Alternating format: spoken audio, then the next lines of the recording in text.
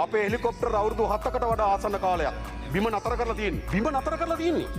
අවුරුදු 7ක් තිස්සේ අපේ හෙලිකොප්ටර් බලගණය බිම පාත් කරලා තියෙනවා.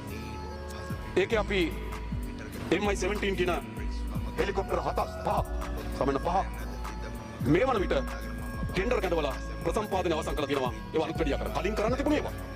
අපි හැවිල්ලා ටෙන්ඩර් එක කැඳවලා හෙලිකොප්ටර් 5ක් නැවත ප්‍රතිසංස්කරණය කිරීම සඳහා දැන්වත් අපි ටෙන්ඩර් ප්‍රදාන කරලා ඉවරයි.